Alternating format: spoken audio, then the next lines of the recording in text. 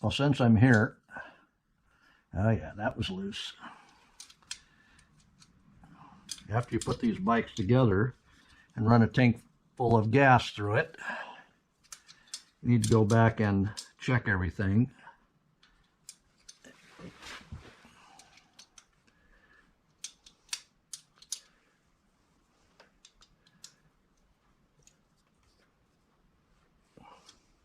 That wasn't terrible, but it was loose.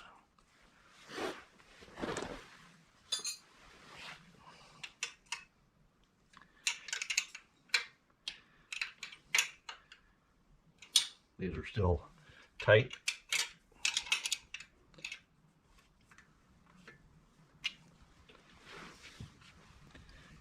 But it is one thing you want to keep up on. Yep, that definitely needed a spin.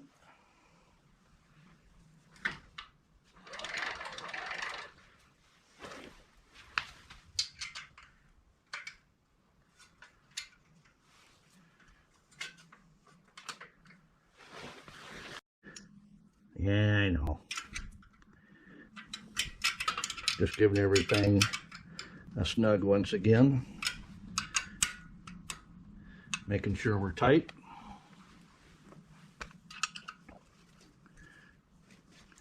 You don't want to lose the chain tensioner, or you don't want to lose the chain guard. We're going to check these tensioners too. So we're making sure everything's good and tight on the chain tensioner, and the chain is definitely loose, so we'll go ahead and adjust that as well.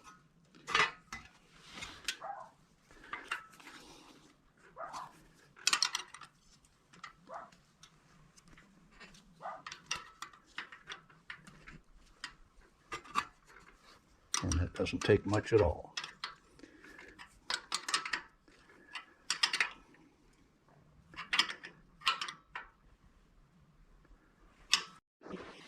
And we got a bonus video here. The shelf or bike rack on the back. It has these separating pieces to keep your packs away from the tire. It's a nice sturdy shelf. And it does a great job of keeping it away from the wheel. There's a wide enough space on top. I can use a bungee to tie that down if I thought there were a need. That fits very well. I like that. Just got to keep the pedal away from the pack. And we got plenty of room. As you can see, there is plenty of space between the bags.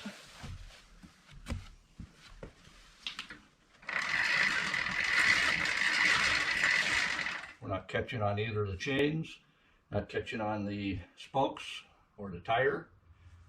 That's a pretty good shelf right there. But I did get a 6-volt 4.5 AH battery. This is a dry cell basically, so it has no acid in, so it can set any which way and work. It is rechargeable. Like I say, it is a 6-volt, and that's what the lights are 6-volt. And as you can see, I put a switch in that I'm going to make a little box for the battery and the switch, and that way we'll be able to turn these on at night without the motor running. So I quickly made myself a little wooden box, no glue, just duct tape, lots of duct tape. And to hold it in, I'm going to put a wire tie across it.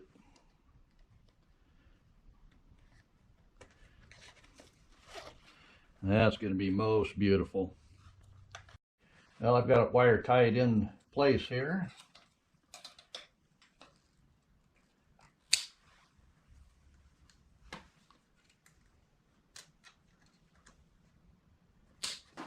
We've got the switch mounted with my favorite gluing device. That's right, wire ties.